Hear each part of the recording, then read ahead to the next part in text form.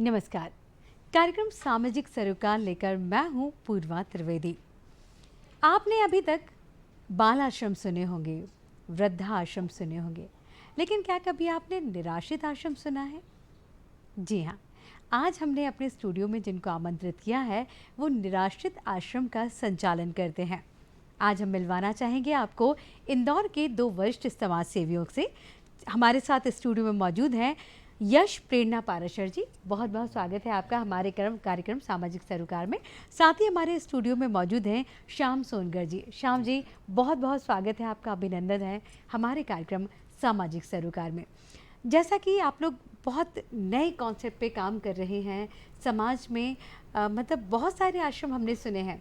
सरकार को चाहे सरकार की बात कर लीजिए या प्राइवेट पर्सनल लोगों की बात कर लीजिए, अगर वो आश्रम संचालित करते हैं तो बच्चों के लिए करते हैं, महिलाओं के लिए होते हैं, वृद्धों के लिए होते हैं।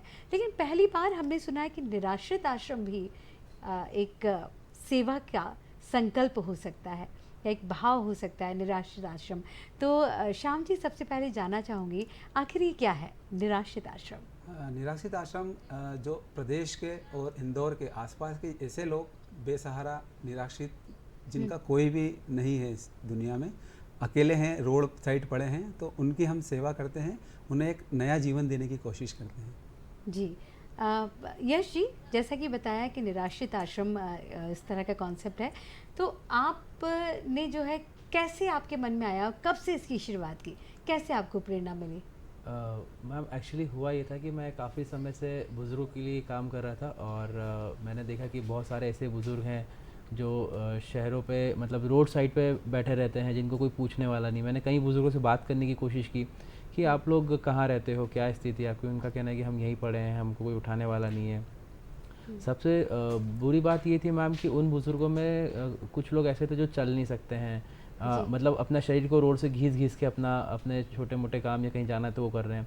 मैंने उस समय कई सारे वृद्धाश्रमों में संपर्क किया कि आप लोग इन बुज़ुर्ग को रखिए, तो उनका सबका कहना था कि हम सिर्फ ऐसे बुज़ुर्ग को रखना पसंद करते हैं जो अपने बारे में जानते हो, जो चल फिर पा रहे हैं या फिर जो अपना काम स्वयं कर लेते हैं। तो वो वृद्धाश्रम वो हो गए जहाँ पे बच्चे यानी जो असहाय हैं, निर्धन है, निराश्रित हैं, उनको उनके कोई लिए नहीं, वृद्धाश्रम में जगह नहीं थी। नहीं जगह होती है, लेकिन लावारिस और अज्ञात लोगों के लिए कोई स्थान नहीं होता है जी, है ना। तो हम लोगों ने जो निराश्रित सेवा आश्रम स्टार्ट किया वो उसी कल्पना पे था कि ऐसे बुजुर्ग जो बेसहारा है, निराश्रित है, लावारिस है, परिवार से त्यागे गए हैं और दिव्यांगजन बुजुर्ग हैं, तो इन लोगों का निःशुल्क आश्रय निराश्रित सेवा आश्रम है। आप देखेंगे कि निराश्रित सेवा आश्रम भारत देश का पहला निराश्रित सेवा आश्रम है जहाँ पे इंक्लूसिव मतलब समावेशित रूप से बुजुर्ग रहते हैं। जी, मतलब मैं ऐसा बताना चाह रहा हूँ आपको, ऐसे बुजुर्ग जो बोल नहीं सकते, ऐसे बुजुर्ग जो देख नहीं सकते, चल नहीं सकते या मंद बुद्धि है। आप देखेंगे वृद्धाश्रमों में एक कैटेगरी रखी जाती है जो स्वस्थ हैं या अस्वस्थ हैं, ऐसे हैं जो अपने बारे में बता पा रहे हैं, वृद्धजन है जो सामान्य जीवन जी रहे हैं, लेकिन उनको ऐसे वृद्धाश्रम वृद्धाश्रमों में में जी। दिव्यांगजन बुजुर्ग को आश्रय नहीं दिया जाता। जी, तो निराश्रित सेवा आश्रम भारत का पहला निराश्रित सेवा आश्रम है जहाँ पे शहर में ऐसे जो बोल सुन नहीं सकते, देख नहीं उसमें सकते। बच्चे भी इंक्लूड हैं आपके? हाँ, हमारे यहाँ कई बार ऐसे बच्चों को भी हमें महिलाएं, स्थान, बच्चे, जी। सभी निराश्रित मतलब फिर वो सभी हो जाते हैं। जी। हमारे यहाँ कुछ ऐसे भी बच्चे हैं जो कई बार मतलब घूम जाते हैं और पुलिस को मिलते हैं, तो उनके माँ बाप को पता लग जाता है, पर 2-3 दिन बाद उनके माँ बाप आएंगे दूसरे शहर से, तो वो 2-4 दिन के लिए हमारे यहाँ रुकते हैं, तो हमारे बुजुर्ग प्रेम उनको मिलता है।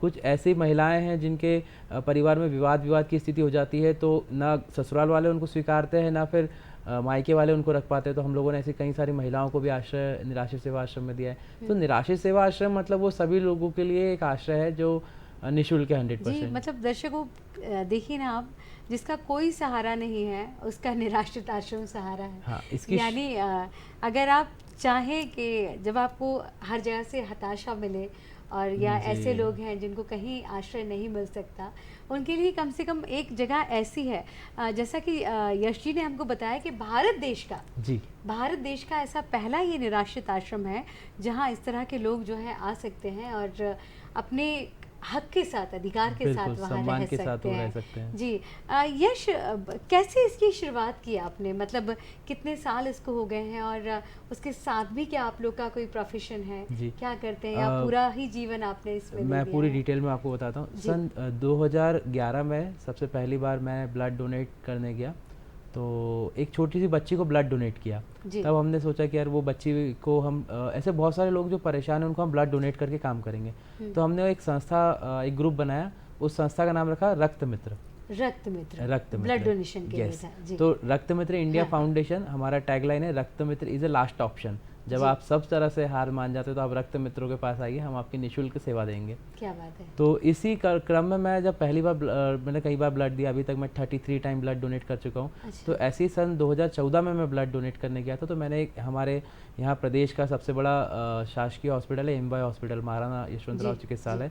वहाँ पे मैंने देखा एक बुज़ुर्ग माता जी जो है वो वहाँ बाहर बैठी थी। मार्च फरवरी के आसपास का महीना था। तो मैंने उनसे पूछा आप कहाँ रहते हो? उन्होंने बोला कि मेरा कोई नहीं है, और वो बता भी नहीं पा रही थी, बोलने में भी दिक्कत थी उनको। असमर्थ थी। जी। हाँ। तो मैंने उनसे बोला कि आप, वो पैसे उनको खाने को चाहिए था, तो उस समय 20 रुपये थे, उनको दे दिए। फिर अगले दिन फिर मन में जिज्ञासा है कि आज उन्होंने खाना खाया होगा या नहीं खाया होगा। अरे। फिर अगले दिन सुबह फिर गया, जी। मैंने पूछा अम्मा आपने खाना खाया? अम्मा बोलती नहीं खाया। तो उस समय ऐसा था कि नए नए जोश था कि कुछ करना है। तो फिर मैंने अम्मा जी को बोला अम्मा जी आप टेंशन मत लो, मैं आपको वृद्धाश्रम पहुंचा देता हूँ। हाँ। मैंने अपने एक फ्रेंड को फ़ोन किया, वो ऑटो लेके आया, तो हम लोगों ने ऑटो में अम्मा जी को बिठाया और फिर वृद्धाश्रम की तरफ निकल पड़े। चलिए। जी। पर क्या हुआ कि वो अम्मा की कोई जानकारी नहीं थी, तो किसी वृद्धाश्रम वालों ने रखा नहीं, क्योंकि अम्मा जी चल भी नहीं पाती थी, उनको घसीट घसीट हमने गोद में उठा के, तो 2 लोगों ने उनको ऑटो में बिठाया था, तो उनको किसी ने रखा नहीं। तो मैंने बोला अम्मा अब आपको कोई रख नहीं रहा, आप मेरे घर चलो। तो 2014 मार्च में उनको मैं पहली बार अपने घर ले आया, और हम लोग 2 BHK फ्लैट में रहते हैं, तो मैंने उनको अपना बेडरूम दिया कि अम्मा जी यहाँ अच्छा, रखो। आप उनको घर में लेके आ हाँ, गए, ये जो शुरुआत घर से हुई अस्पताल थी। के बाहर बैठी हुई जी। थी, और आप वहाँ लेके आ गए जहाँ आप लोग 2 BHK में सिर्फ आप लोग स्टूडेंट्स या नहीं, ऐसे? मैं और मेरी मदर। अच्छा, आप मैं और मेरी मदर, घर हम, में। हाँ, जी। हम दोनों ही रहते हैं। हाँ। तो मैं उनको अपने घर ले आया, और मेरी मदर जो है एक प्राइवेट कंपनी में जॉब करती हैं। तो शाम को वो वहीं बोले ये कौन है? मैंने बोला कि ये अम्मा जी जो हैं, इनका कोई नहीं है, अपने साथ रहेंगी। तो मम्मी बोले कि ये तो कोई नहीं है, तो अपने यहाँ रहेंगे। मैंने बोला हाँ। जी। तो अब उनको ले आए थे, फिर थोड़ा सा घर पे रही अम्मा जी, 6-7 महीने रही। पर मैंने मार्च के आसपास मैंने एक फेसबुक पे पोस्ट डाली कि इस तरह के एक बुजुर्ग माता जी हमें मिली है, हम इनको कहाँ पहुँचा सकते हैं, क्योंकि घर में थोड़ा सा अनकंफर्टेबल हो गए थे। बिल्कुल, कोई भी घर व्यक्ति भी रहता और है, जी, जी, हाँ, जी। कोई भी फिर व्यक्ति नया रहता आ है जाता तो है, तो दिक्कत होती है। परेशानी हो जाती कहीं भी आपने टॉवल डाल दिया, कुछ जी। किसी भी जी। टाइप के आपने कपड़े पहन लिए, तो कोई रहता है तो फिर आपको थोड़ा सा सिस्टमेटिक रहना होता है। तो फिर हमने फेसबुक पे पोस्ट डाली कि इस टाइप की एक अम्मा जी मिली, इनको कहाँ पहुँचा सकते हैं। तो उसमें कमेंट्स में ये आया कि एक व्यक्ति यहाँ पड़ा है, इसको ले जाओ, एक व्यक्ति वहाँ भी है, इसको भी ले जाओ। तब देखा कि 4-6 लोगों ने ऐसे कमेंट किए हैं। तो फिर मैंने सोचा कि ठीक है, तो मैंने और एक मेरे मित्र हैं संदीप शर्मा जी, जी। हम दोनों ने मिलकर पहली बार एक गांधीनगर में किराए का घर लिया। अच्छा। इंदौर में एक गांधीनगर जगह है, जी। तो हमने 2,500 रुपये महीने में एक किराए का घर लिया। और ऐसे हमको जो सूचना मिलती गई कि ये व्यक्ति यहाँ पड़ा, ये व्यक्ति वहाँ पड़ा, हम उनको लेके वहाँ इकट्ठा करके हमने उनको आश्रम की फिर शुरुआत उनके की। भोजन की और जो बाकी व्यवस्था वो भी आप स्टार्टिंग लोग में हमारे देते पास थे? पैसे नहीं होते थे, तो हम लोग जो है भोजन मेरी मम्मा बना के देती थी टिफ़िन में। तो अच्छा। मैं उनको टिफ़िन में दे देता था जी। कि चलो, और एक आंटी को रखा था जो सिर्फ उनको नहलाना धुलाना और साफ़ करके वो जी, उनको साफ़ करके भी सेवा आती के थी। लिए। हाँ, तो ऐसे ये निराश्रित सेवाश्रम की शुरुआत हुई, जी। और कंटिन्यू ये फिर चलता ही जा रहा है अभी। हाँ, हाँ, जी। तो आपका जुड़ना कैसे हुआ श्याम जी? मतलब यश जी ने तो बताया कि किस तरह से उन्हें शुरुआत करी, और कैसे वो आगे बढ़े, और ये कॉन्सेप्ट कहाँ से आया, और आपका कैसे जुड़ना हुआ फिर? मेरा यश जी जुड़ना से? ऐसे हुआ कि यश और यश की मम्मी और मैं एक ही ऑफिस में जॉब करते थे। अच्छा, अच्छा। तो ये बचपन से वहाँ आता था। जब इसने चालू किया, जब इसकी उम्र 19 साल थी, जी। 21 साल में इसने आश्रम की शुरुआत अच्छा। करी। हाँ। तो जब ये इसकी मम्मी से मिलने ऑफिस आता था, तो जब से इससे जुड़ गया मैं, और फिर एक अच्छा कार्य दिखा मुझे, तो मुझे लगा कि एक बड़े भाई होने के नाते इसकी मदद और इसको मार्गदर्शन देके और हम इसको और बड़े रूप में ले जाएं, तो वो आज हम शुरुआत जिस हुई। पोजीशन पे हैं, तो हम सब श्याम भैया और हम लोग का बहुत बड़ा सपोर्ट है जी। कि आज हमारे पास जो है 45 ऐसे बुजुर्ग आज की डेट पे रह रहे हैं। तो अभी जो आपने निराश्रित आश्रम, मतलब जहाँ से आपने बताया है दर्शकों को कि कैसे किराए की बिल्डिंग से, फ्लैट से, छोटे से आपने इस नेक कार्य की शुरुआत की, तो हम जानना चाहते हैं कि आज वो निराश्रित आश्रम क्या रूप ले चुका है? मैडम, निराश्रित आश्रम आज की तारीख में भारत का प्रथम ऐसा आश्रम है जहाँ पर समावेशित रूप से हर कैटेगरी के बुजुर्ग जी। और वहाँ पर ऐसे लोग हैं जो जिनको कोई देखना भी नहीं चाहता है, उनके जी। शरीर में कीड़े पड़ गए हैं। बेड पे ऐसे पेशेंट हैं 5 से 6 जिनको 100% सेवा उनको बेड पर ही देना है, सारी सुविधाएं। तो ये पहला ऐसा समावेशित आश्रम है और ये एक बहुत बड़े रूप में इंदौर शहर में पितृ पर्वत के आगे गांव देवधर्म है, वहाँ पर संचालित हो रहा है। कभी यश आपने कभी ये नहीं सोचा कि इतने अच्छे कॉन्सेप्ट को आप लेके चल रहे हैं और समाज के उस तबके को आप सहारा दे रहे हैं जिनका कोई सहारा नहीं है सिवाय भगवान के? तो कहते हैं ना कि भगवान कहीं ना कहीं किस रूप में मिल जाता है, तो आप लोग का भी मिलना और इस तरह से कार्य करना बहुत बड़ी बात है। यश, कभी आपने आगे या सरकार से या लोगों से अपेक्षा नहीं करी कि इस कार्य में आपका सहयोग करें ताकि आप इसको और विस्तार रूप दे सकें? मतलब सिर्फ इंदौर ही नहीं, और भी कहीं से ऐसे निराश्रित लोग अगर मिलते हैं तो उनका सहारा भी आप बन सके। क्या कभी आप लोगों ने इस तरह से अप्रोच करने की कोशिश की? मैम एक्चुअली अप्रोच तो हमने काफ़ी बार की है, लेकिन कहीं ना कहीं हो सकता है कि हम कनेक्ट नहीं कर पा रहे हैं। तो अभी जो है निराश्रित सेवा आश्रम जो है जन सहयोग के माध्यम से सेवाएं दे रहा है। और हमारे पास कुछ ऐसे भी बुजुर्ग हैं जो कुछ पंजाब से, दिल्ली से, मणिपुर से, मेघालय से, अभी रीवा से एक दादा को रेस्क्यू करके लाए हैं। तो बहुत सारी मार्मिक स्टोरियाँ रहती हैं सभी के साथ साथ अलग अलग तरीके की। जी। तो अभी जो आश्रय स्थल है वो 50 लोगों के लिए है।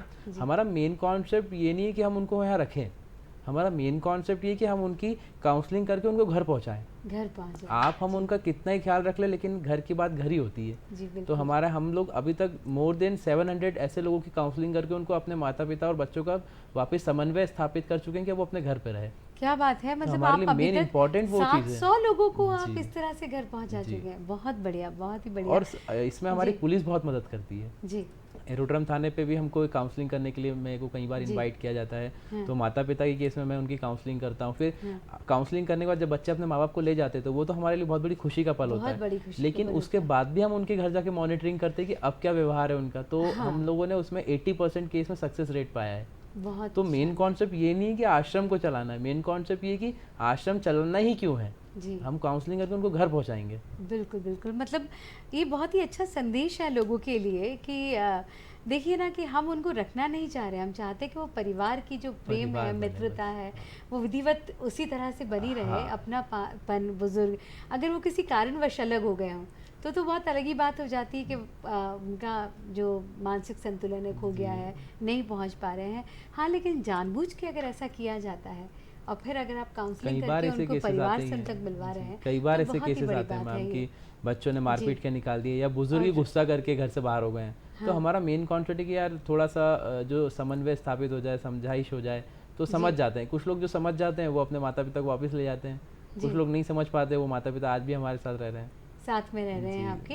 फिर उनकी देखभाल और किस तरह से वहाँ, मतलब अभी जानना चाहें कितने वॉलंटियर्स और आपके साथ और ऐसे कितने लोग हैं जो इस नेक कार्य में आपका सहयोग कर रहे हैं? देखिए हमारे पास अभी 40 लोगों के हिसाब से 7 लोग जो हैं वो सारी सेवाएं वहाँ पर दे रहे हैं आश्रम में।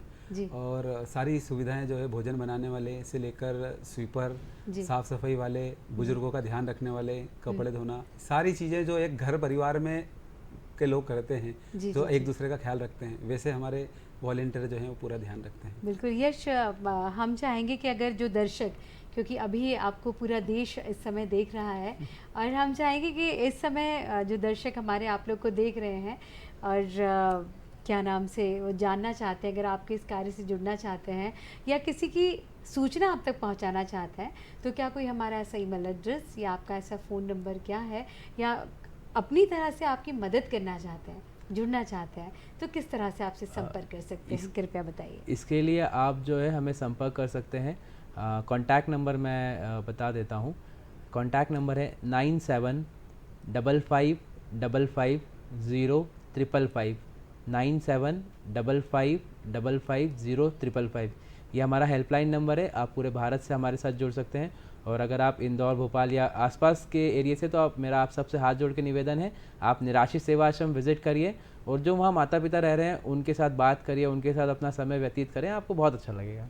जी, और अगर इस नेक कार्य में मैं दर्शकों आपसे बिल्कुल ये आग्रह करूँगी कि अगर हम भी छोटा सा सहयोग अपना दे सकते हैं, या इस निराश्रित आश्रम में हम अपने मतलब अच्छाई की, सच्चाई की इस यज्ञ में अपनी आहुति दे सकते हैं, सम्मिलित हो सकते हैं, तो बिल्कुल मैं ये आग्रह आपसे करना चाहूँगी कि एक कदम आगे ज़रूर बढ़ाकर देखिए और सहयोग करके देखिए। निश्चित तौर पर आपको बहुत अच्छा लगेगा, क्योंकि कहते हैं कि जब हम कोई नेक कार्य करते हैं तो कहीं ना कहीं हमारे दिल में और हमारी आत्मा में भी सुकून मिलता है। एक अच्छी चीज़ों की जो कहते हैं ना कि जब शुरुआत हो जाती है तब वो करना हमको अच्छा लगने सबसे लगता है। अच्छा और जी, सबसे अच्छा तब लगता है कि जब वो उनके चेहरे पे एक मुस्कुराहट होती है और वो उससे आपको आशीर्वाद मिलता है। बिल्कुल। और वो आप अनुभव लोगों ने तो अच्छा है। इतना आशीर्वाद और इतनी दुआएं आप लोगों ने कमा ली है, और कहीं ना कहीं हम सब भी ये चाहेंगे कि आशीर्वाद ये दुआएं हमारी झोली में भी आकर गिरे। बिल्कुल और मैम। हम चाहेंगे कि दर्शकों से भी ये आग्रह करेंगे कि आपसे जुड़े। जैसा कि आप जो है श्याम जी, मतलब जब आप लोग आपने कहा कि आप लोग जॉब भी करते हैं, ऑफिस में भी रहते हैं, फिर किस तरह से आपको समय मिलता है और अपनी सेवा कार्य के लिए आप कैसे समय निकालते देखिए, हैं? समय मिलता नहीं है, समय निकालना पड़ता है, जी, तभी काम हो पाता है। तो सबसे बड़ा जो रहता है कि इंसान यदि सोच ले तो उसका दिन 24 घंटे नहीं 48 घंटे का भी हो सकता है। बिल्कुल। तो एक सोच का फ़र्क होता है। यदि आपने सोच लिया कि एक अच्छे काम के लिए जुड़ना है तो ईश्वर आपके साथ रहता है। हुँ।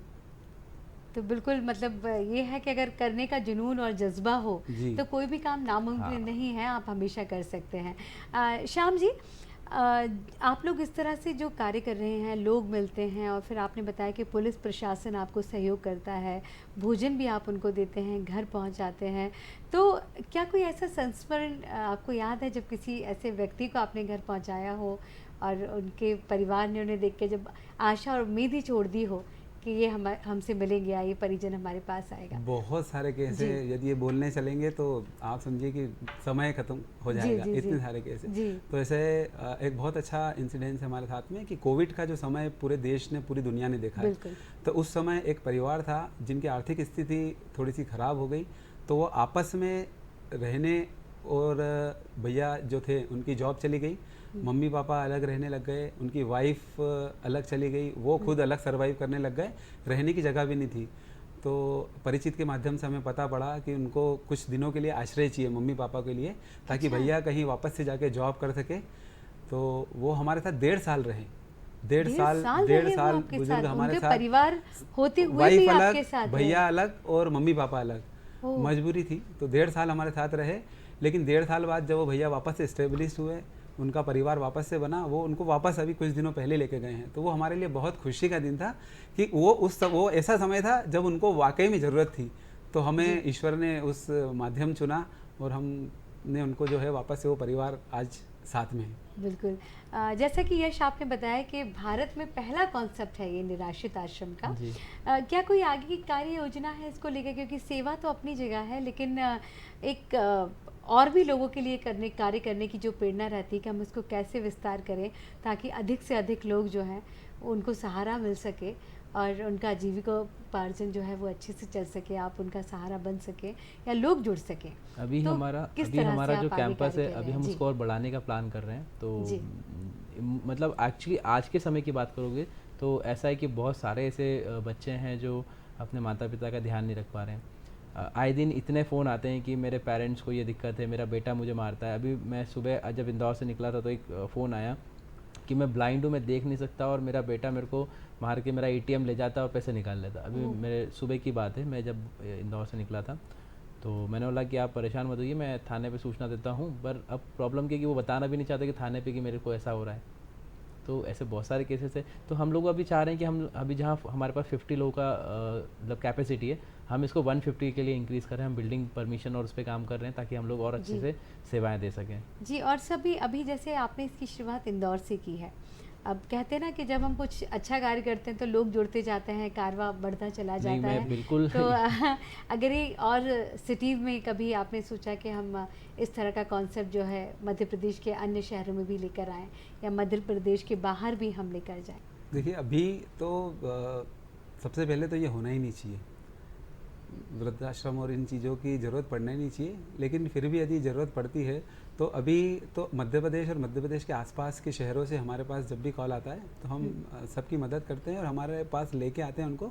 हमारा उद्देश्य ये नहीं है कि वो हमारे साथ ही रहें, हम उन्हें जब काउंसलिंग करके वापस पहुंचा देते हैं तो फिर क्या होता है कि वापस से स्ट्रेंथ हो जाती है कि हम उनको रख सकें। फिर क्या होता है, इस चीज़ में बहुत डेलिकेशन की ज़रूरत होती है कि आदमी को रखना, एक परिवार आज की तारीख में सर्वाइव करना आज के समय में बहुत मुश्किल है। तो 30-40 लोग, 15 लोग, 10 लोग को एक रखना एक बड़ा मुश्किल टास्क है, जो हर आदमी करने के जी लिए जिम्मेदारी बिल्कुल, जहाँ उठाना नहीं चाहता है। परिजन जो है वो उसे एक व्यक्ति को नहीं संभाल पाते हैं, वो उनको बोझ लगने लगता है। वहीं आप 40-45 लोगों का सहारा बनकर और उनको एक परिवार की तरह संजो कर आपने रखा तो हुआ मैं है, वही बहुत कहना चाह बड़ी रहा बात था है। दर्शकों से कि जी। यदि इस मुहिम में पूरे प्रदेश से या पूरे भारत से कोई भी हमसे जुड़ना चाहे तो हम बिल्कुल इस टाइप का, जो लावारिस लोग या जो निराश्रित लोग हैं उनकी मदद करना चाहें तो हम बिल्कुल उनकी हम हर संभव मदद करेंगे, ताकि इस टाइप का पूरे शहर या पूरे देश में कहीं पर भी जी सिस्टम बिल्कुल, चालू हो। दर्शकों आपसे भी कहना चाहूँगी, क्योंकि इस तरह का बहुत अनोखा आश्रम कह सकते हैं या घर कह सकते हैं, जहाँ बेसहारा लोगों को सहारा मिलता है।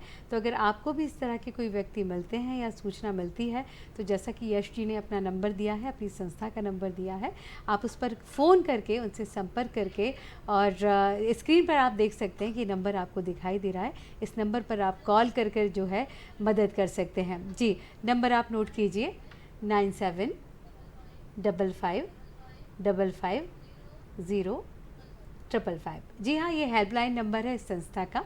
तो अगर आपको इस तरह के कोई व्यक्ति मिलते हैं या निराश्रित व्यक्ति मिलते हैं, या कभी आपको ऐसा लगता है कि हमें इन फलाना की सूचना, अगर कोई परेशान हो रहा है तो आप दे सकते हैं, तो आप दे सकते हैं। जी, एक नंबर और आप नोट कीजिए दर्शकों, एक और नंबर आपको बताती हूँ। जी, 999 355 555 1। जी हाँ, ये दोनों नंबर आप स्क्रीन पर देखे आपने, दोनों ही नंबर आपने नोट किए। जब भी कभी आपको इस तरह का कोई केस दिखाई देता है तो आप जो है यश जी से और आपसे संपर्क करते हैं श्याम जी से। यश जी, जैसा कि अभी आपने बताया, हमने बताया कि किस तरह से आप बुज़ुर्गों को सहारा देते हैं। अच्छा, कभी बच्चे और महिलाओं के केसेस भी आपके पास आते हैं, या सिर्फ बुज़ुर्ग, या मतलब जो लोग परेशान कर रहे हैं किसी को? कई बच्चे ऐसे हैं जो अपना घर खो चुके हैं या कहीं भटक चुके हैं, या कभी कहीं गलत लोगों का शिकार हो चुके हैं, वो तो इस तरह के केसेस भी, आप फ़ोन्स आपके पास आते हैं या? बिल्कुल मैम, अभी जी मैं 2016 में मैंने एक रेस्क्यू किया था एक बच्चे को। तो इंदौर के पास में एक एरिया है हाथोद रोड पे, तो वहाँ पे पता नहीं कौन एक छोटे से बच्चे को, 1-2 दिन के बच्चे को कोई थैली में पैक करके फेंक गया था। अच्छा, हाँ छोटे से बच्चे को ऐसे हाँ, थैली पे? तो जी वहाँ पे जब मुझे सूचना प्राप्त हुई, क्योंकि उस जगह पे हम लोग काफ़ी काम करते हैं तो सबके जी पास ऑलरेडी नंबर होते ही हैं। तो उन्होंने लगा कि एक थैली में कोई रो रहा है। तो रात को 12:30-1 बजे की बात थी। मैंने वहाँ जाके देखा तो एक थैली में एक बच्चा था, और हम लोगों ने उसको फिर रेस्क्यू करके पुलिस को सूचना देके हमने हॉस्पिटल पहुँचाया। जी काफ़ी समय बाद वो पेपर में विज्ञप्ति वगैरह आई, फिर वो CWC के माध्यम से एडॉप्शन में गया वो। पर ऐसे भी केसेस सामने आ जाते हैं तो रोंगटे खड़े हो जाते हैं कि कैसे कोई ऐसा कर सकता है। महिलाएं भी बहुत सारे हमको केसेस मिले। अभी एक रिसेंटली 2018 का केस था। एक लड़की थी, वो मतलब लव मैरिज की थी उसने, और उसके बाद वो मतलब उसके हस्बैंड ने उसको छोड़ दिया था। जब लव मैरिज की थी तो मायके वालों ने भी छोड़ दिया और ससुराल वालों ने छोड़ दिया। तो वो अकेली जो है हॉस्पिटल पहुंची प्रेगनेंसी के दौरान। डॉक्टर ने मना कर दिया कि बोले हमको ऑपरेशन करना है और इसके पास कुछ भी नहीं है। तो मैं और मेरा एक फ्रेंड था निखिल खरे, हम लोगों ने, दोनों का ये पॉजिटिव था, हम उसके लिए ब्लड लेके गए। फिर हम लोगों ने उसकी डिलीवरी वगैरह पूरी कराई, जितने पैसे थे हमने सब लगाए, दोनों 2-3 लोगों ने मिल के।